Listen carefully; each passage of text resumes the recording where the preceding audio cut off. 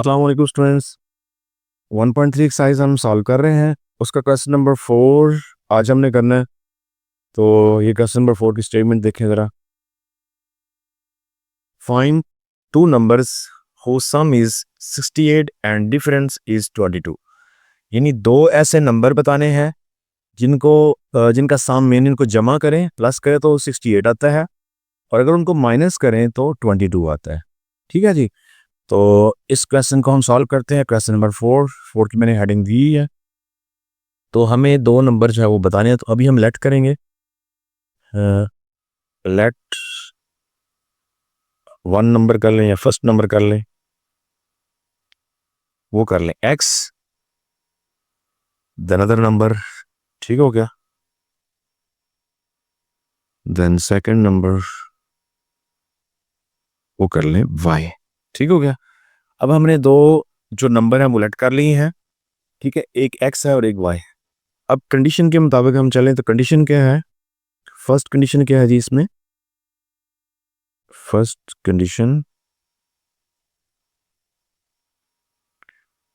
Condition ये है कि वो कहते हैं कि इन दोनों को सम करें ना। ठीक है, यानी x प्लस वाई वो किसकी इक्वल आता है? 68 के। ठीक हो गया। दोनों को सम करने से 68 आ रहा है, इसे हम इक्वेशन 1 भी कह देंगे। और सेकंड कंडीशन क्या है इनकी?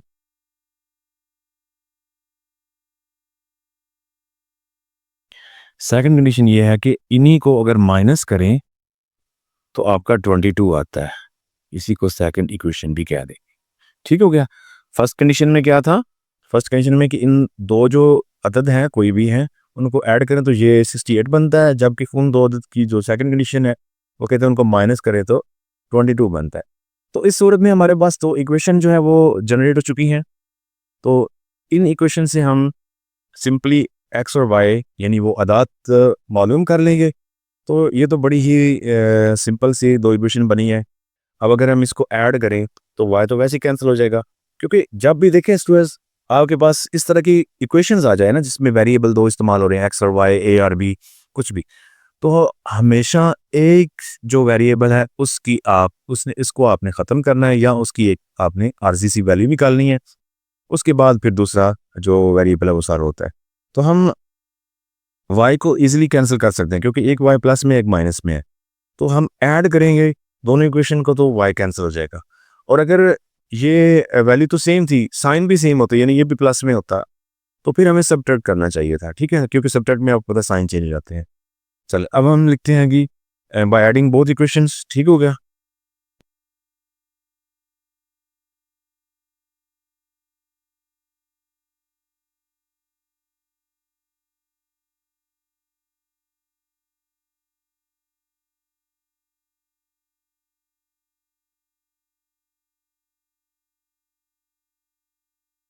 तो अब इनको ऐड करते हैं जी। x plus y is equal to 68, x minus y is equal to 22। तो ऐड करने से क्या आएगा जी? हमारे पास x और x ऐड करें तो 2x आ जाता है। ठीक हो गया। और y क्योंकि प्लस का एक माइनस का ये कैंसिल हो जाएगा, इसको ऐड करें तो हमारे पास ये क्या आ जाएगा? 8 में 2 और 10 ये इधर, तो 8 और 9। ठीक हो गया जी। तो हमें क्योंकि x की वैल्यू रिक्वायर्ड है, x की वैल्यू फाइंड करनी है, 2 मल्टीप्लाई इसको डिवाइड कर दें इस तरफ, तो 90 divide by 2, x is equal to ये हमारे पास 45 आ जाएगा।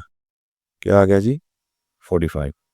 अब जब स्टूडेंट्स x की वैल्यू निकल जाए तो आपके पास जो गिवन इक्वेशन होती हैं, तो तीन जो भी हो, ठीक है, तो हमारे पास ये दो इक्वेशंस है। तो x की वैल्यू 45 आई थी ना, तो इस इक्वेशन में जो भी आपको सही लगती है, ठीक है, उस इक्वेशन को चूज करें, x की जगह पर 45 पुट कर दें, तो आपके y की वैल्यू भी निकल जाएगी। तो मैं फर्स्ट इक्वेशन ही सिलेक्ट कर रहा हूँ। ठीक है, तो यहाँ पे लिखेंगे पुटिंग द वैल्यू ऑफ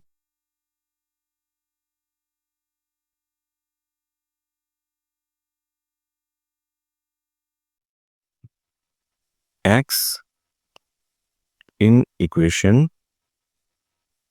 1। ठीक हो गया जी। यानी जो उर्दू मीडियम वाले बच्चे हैं वो लिखेंगे कि x की कीमत को मुसवात नंबर 1 में दर्ज करने से।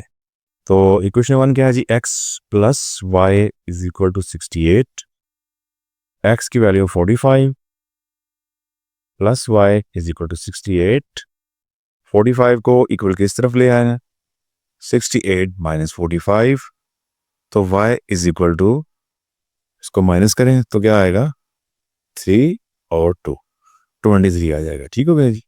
अब देखें अगर इन दोनों को ऐड करें तो हमारे पास 68 बनता है, यानी x की वैल्यू जो थी 45 थी और ये y की जो 43 आई है, दोनों को ऐड करें तो क्या बनता है हमारे पास 68 और माइनस करने से 22 भी आता है। ओके हो गया जी। तो आप इसको चेक भी कर सकते हैं इस तरीके से। ओके नेक्स्ट हमारे पास क्वेश्चन आ रहा है, question number 5, the weather in Lahore is was unusually warm during the summer 2024, यानी कि 2024 में जो लाहौर का मौसम गर्मा का जो सूरत हाल है वो, उसमें क्या कहते हैं जी, वेदर जो है वो अमूमन गर्म रहता है।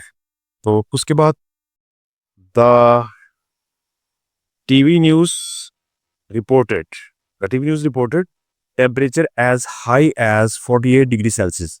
तो एक टीवी न्यूज़ पे ना 48 को बता रहे हैं जी, लाहौर में 48 डिग्री सेल्सियस जो है वो टेम्परेचर हो चुका है। बाय यूजिंग द फार्मूला, अब देखिए फार्मूला उन्होंने खुद ही दे दिए, बहुत सिंपल क्वेश्चन हो गया। Find the temperature as Fahrenheit scale. तो वो कहते हैं फार्मूले को इस्तेमाल करते हुए आप इस टेम्परेचर को फॉरेनहाइट स्केल में कन्वर्ट करते हैं। क्वेश्चन नंबर हमारा ये 5 है, क्वेश्चन नंबर 5। ठीक है, तो क्या है जी कि टीवी न्यूज़ पे कितना टेम्परेचर आ रहा है, टेम्परेचर जो टीवी न्यूज़ पे आ रहा था वो था 48 डिग्री सेल्सियस। ठीक है, 48 डिग्री सेल्सियस। तो हमें फार्मूला को यूज़ करते हुए किसमें करना है, टेम्परेचर को केल्विन में करना है। ठीक है, using the formula find the temperature, sorry वो फॉरेनहाइट में करना है। ठीक है, टेम्परेचर इन फॉरेनहाइट। तो इसके लिए फार्मूला जनरल सा फार्मूला दिया हुआ है, उन्होंने खुद ही बुक में दिया हुआ है कि foreign degree Celsius is equal to 9/5 degree centigrade plus 32। तो बहुत सिंपल है, फॉरेनहाइट 9/5, तो डिग्री सेल्सियस कितना है, 48 है प्लस 32। तो पहले हम 48 को 9 से मल्टीप्लाई करेंगे। ठीक है, तो हमारे पास आ रहा है जी 432/5 प्लस 32। अब इसके ऊपर 5 को पहले डिवाइड करें वर्ड बाय 5, तो ये आएगा, चले मैं यहाँ पे कर देता हूँ और नाइट हम करना है। तो ये हमारे पास आएगा जी 432 के ऊपर 5 को डिवाइड करें तो ये हमारे पास 86.4 आ रहा है और प्लस 32। तो जस्ट इसमें आप 32 को ऐड करते हैं, आएगा 118। ठीक है, 4 यानी 118.4। तो ये जी आपका फॉरेनहाइट में भी ये चेंज हो चुका है। क्वेश्चन नंबर 6 जो है ये थोड़ा सा बाकी क्वेश्चन की निस्बत थोड़ा सा डिफिकल्ट है, लेकिन अगर स्टेटमेंट को आप ध्यान से समझ लेंगे फिर मसला को इंशाल्लाह। The sum of the age of father and son is 72 years, यानी sum of the age of father and son, यानी कि बाप और बेटी की जो एज है उनको जमा करें तो वो 72 बनता है। ठीक है, सम करें तो 6 years अगो, यानी आज से 6 साल पहले। ठीक है, the father's age was 2 times the age of the son, जो फादर की एज थी वो कितनी थी, 2 times, वो 2 गुना थी द एज ऑफ द सन, यानी कि आज से 6 साल पीछे चले जाएं तो अगर फर्ज करें, मतलब आज से 6 साल हम पीछे गए तो अगर बच्चे की एज है 20 years तो वालिद की जो एज होगी वो 40 हो जाएगी, यानी 2 times हो जाएगी आज से 6 साल पहले। लेकिन अभी जो कंडीशन वो बता रहे हैं वो अभी ये है कि अभी अगर उनकी एज को जमा करें यानी सम करें तो वो 72 बनती है। लेकिन 6 साल पहले चले जाएं तो फिर जो वालिद साहब की एज है, जो फादर की एज है वो सन से टू टाइम है, ठीक है जी, तो वो डबल है। Verse was son's age 6 years ago, यानी कि फिर जो 6 साल पहले फिर जो सन है उसकी एज क्या थी, यानी 6 इयर्स अगो, फिर बताएं कि बच्चे की उम्र क्या थी। तो इसको हमने कंटिन्यू करना है। तो स्टूडेंट्स इतना कॉम्प्लिकेटेड नहीं है, जस्ट ये है कि आप क्वेश्चन को ध्यान से समझें। क्वेश्चन नंबर 6 है, क्वेश्चन की नेचर को समझते हैं। वो कहते हैं जी, the sum of the age of fathers and son is 72। तो लेट करते हैं पहले, let age of father,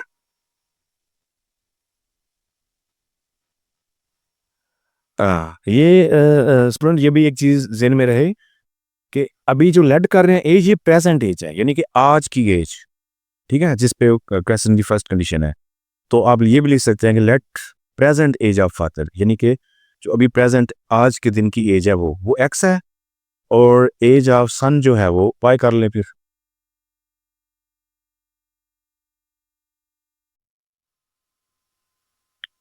Y, ठीक हो गया। तो फादर की एज एक्स बनी और सन की एज जो है वो बन गई है जी वाई। अब फर्स्ट कंडीशन क्या है जी, फर्स्ट कंडीशन ये है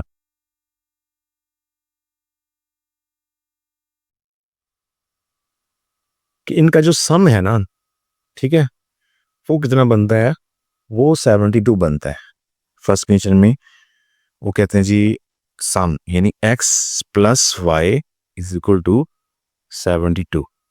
तो फर्स्ट कंडीशन में हमारी एक इक्वेशन बन गई। ओके हो गया, ठीक हो गया। यानी प्रेजेंट एज जो फादर की है वो एक्स है, जो सन की है वो वाई है, और कंडीशन ये थी कि इनको ऐड करें तो सम इनका जो है वो 72 ईयर्स आता है। तो हमने वो कंडीशन मतलब एक इक्वेशन बना ली।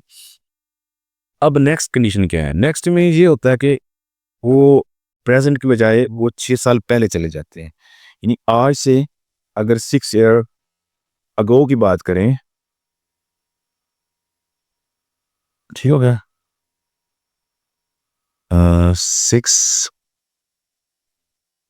6 ईयर्स अगो फादर एज क्या होगी जी,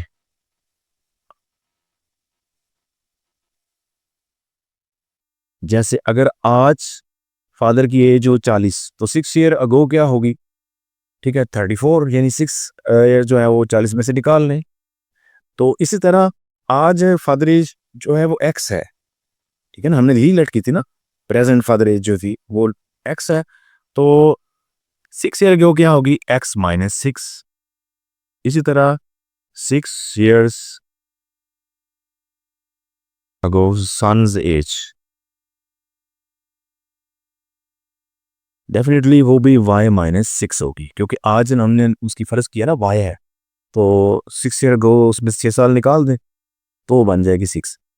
अब सेकंड कंडीशन क्या थी, सेकंड कंडीशन ये थी कि वो कहते हैं कि 6 ईयर्स अगो अगर हम इनकी दोनों बाप बेटे की एज देखें, तो जो वालिद की एज है वो बेटे से डबल है। यानी कंडीशन जो भी हो ना, कंडीशन में हमें इक्वल करना होता है चीज़ों को। सेकंड कंडीशन में चले मैं एक दफ़ा लिखता हूँ, 6 - x - 6 ये फादर की एज है, ठीक है, और y-6 ये सन की एज है। लेकिन ये भी इक्वल नहीं है, वो मैंने बस लिख दिया ना, कंडीशन को भी इक्वल हमने करना है तो मैंने पहले लिख दिया इक्वल। लेकिन अभी इक्वल नहीं, क्यों, क्योंकि 6 साल पहले ये जो फादर है ये 2 टाइम है सन के, यानी सन अगर 20 का है तो ये 40 साल का होगा, तो बराबर तो ना हुए। तो कंडीशन में हमें करना होता है इक्वल। तो डेफिनेटली या तो वालिद साहब को हाफ कर दो उसकी एज को, या फिर सन की एज को डबल कर दें तो इक्वल हो जाएगा ना, क्योंकि 2 टाइम तो वालिद साहब है, तो या तो वालिद साहब को 2 पे डिवाइड करते या फिर सन को 2 से मल्टीप्लाई करते हैं। तो हम सन को 2 से मल्टीप्लाई कर देते हैं, ठीक है। अब 6 ईयर अगो जो है दोनों की एज अब बराबर हो चुकी है, क्योंकि इक्वलिटी है, इक्वेशन बनानी है तो इक्वल तो करना जरूर पड़ेगा हमें। x-6 ये आ जाएगा 2y-12। अब हम एक्स वाई एक तरफ कर लेते हैं, x-2y, क्योंकि 2y इधर प्लस इधर आके माइनस हो जाएगा, और -12 है तो इधर आके +6 हो जाएगा। हमारे पास जो इक्वेशन बन रही है, ठीक है, वो बनेगी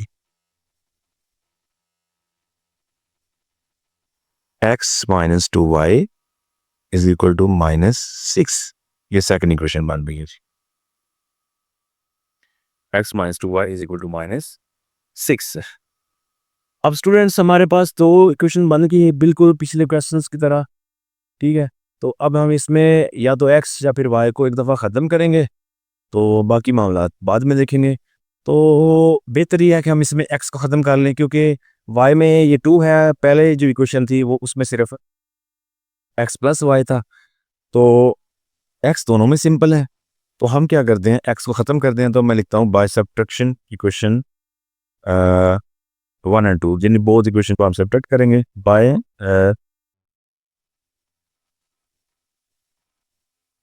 सब्ट्रैक्टिंग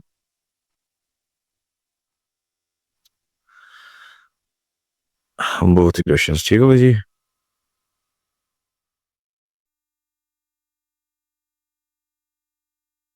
चलिए मैं पहली इक्वेशन को पहले लिख देता हूँ। x plus y is equal to 72 थी वो। दूसरी equation x minus 2y is equal to -6। अब क्योंकि हम सब्ट्रैक्ट कर रहे हैं, तो सब्ट्रैक्ट करते वक्त साइन चेंज करने हैं। x पहले प्लस का था, इसको माइनस कर दें। ये माइनस है, इसको प्लस कर दें, इसको भी प्लस कर दें। तो x अब कैंसिल, ये हमारे पास आ जाएगा 3y। ठीक हो गया। और इसके साथ ही हमारे पास ये आ जाएगा 78। अब 3 को जाके कर दें divide, y is equal to 78 divide by 3। तो 3 2s are 6, 18, 3 6 are 18। तो y इज इक्वल टू हमारे पास आ रहा है 26 ईयर्स। लेकिन स्टूडेंट्स याद रहे, ये प्रेजेंट एज है, क्योंकि हमने लेट प्रेजेंट की थी। आज की एज तो हमें, ये है सन की एज, आज की एज हमें ये निकालनी है 6 ईयर अगो की। तो यहाँ पे अगर आप फादर की एज नया भी निकालें तो मसला को नहीं, क्योंकि उन्होंने सिर्फ सन की डिमांड की है। तो ये सन की प्रेजेंट एज 26 ईयर निकल रही है। तो क्योंकि हमने 6 ईयर अगो की बात करनी, तो इसमें से 6 साल माइनस कर दें, ठीक है। तो आपके पास वो बन जाएगी 20, ठीक है, 20 साल वो बनेगी।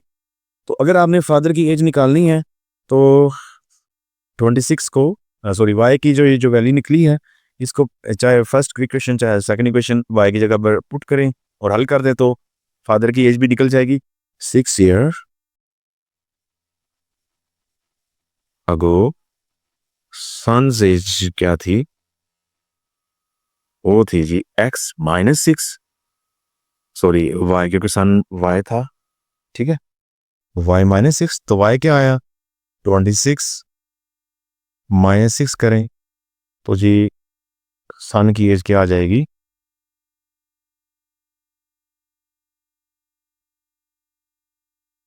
20 ईयर्स। ठीक है, एज ऑफ सन्स यानी 6 ईयर्स को एज ऑफ सन जो है वो 20 ईयर्स है। चलो जी ठीक हो गया, ये क्वेश्चन हमारा क्लोज हुआ। नेक्स्ट हमारे 3 क्वेश्चन रह गए हैं। क्वेश्चन नंबर नेक्स्ट जो क्वेश्चन है हमारा क्वेश्चन नंबर 7 है। ठीक है जी। तो क्वेश्चन नंबर 7 स्टेटमेंट आपके सामने है। तो इसमें मिरा है, वो क्या कर रही है जी, वो पार्ट कर रही है अटाई और एस 1500 का, यानी 1500 का उसने एक खिलौना खरीदा है एंड सोल्ड, फिर उसको बेच दिया है 1520 1520 रुपये का। What was her profit percentage. अब जाहिर बात है, जो उसने परचेज किया है, जो कीमतें खरीद है, उससे कीमतें फरोख्त जो है वो ज़्यादा है, तो इसमें प्रॉफिट ही होगा। लेकिन हमें प्रॉफिट परसेंटेज निकालनी है, तो देखते हैं।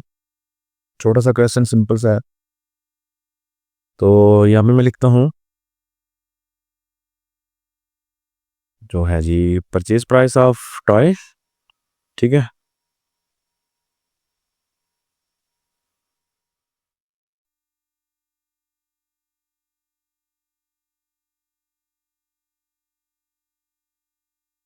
परचेज प्राइस ऑफ टॉय है जी, वो आ रही है हमारे पास कितनी, 1500, और सेल प्राइस ऑफ टॉय वो आ रही है 1520। डेफिनेटली प्रॉफिट है इसमें, तो पहले हम प्रॉफिट फाइंड करते हैं। Profit is equal to sale minus purchase, ठीक है, या फिर कास्ट भी आप कह सकते हैं। तो उर्दू वाले कीमतें फरोख्त माइनस कीमतें खरीद करेंगे, इसको माइनस करें तो हमारे पास आ रहा है 20, ठीक है जी। 20 रुपये जो है वो भारत जो है वो में प्रॉफिट हो गया। लेकिन हमें क्या करना है, हमें निकालना है प्रॉफिट परसेंटेज। तो प्रॉफिट परसेंटेज के लिए फार्मूला हमारे पास, चाहे लॉस परसेंटेज हो चाहे प्रॉफिट परसेंटेज हो, ठीक है। एक चीज़ आपने हमेशा ध्यान में रखनी है, अगर लॉस हुआ है तो उसकी परसेंटेज निकाली तो लॉस ऊपर, प्रॉफिट हुआ है तो प्रॉफिट ऊपर, ठीक है। और नीचे हमेशा से परचेज या कॉस्ट प्राइस आती है, ठीक है जी। तो profit divide by cost price या फिर परचेज प्राइस मल्टीप्लाई बाय 100%, ठीक हो गया। सॉरी, ये फार्मूला। तो प्रॉफिट कितना है जी 20, कॉस्ट कितनी जी 1500 और 100%, तो 2 जीरो इससे काट दें, ठीक है। तो 20 के ऊपर 15 को डिवाइड करें, 1.33 आ रहा है इसका, 1.33 जारी है आगे, ठीक है। तो इसको मल्टीप्लाई यानी परसेंटेज भी साथ मल्टीप्लाई होगा, परसेंटेज आ जाएगी, ठीक है। तो ये इस तरह आपका ये प्रॉफिट परसेंटेज निकलेगी, ठीक है, 1.33%, ये प्रॉफिट की परसेंटेज।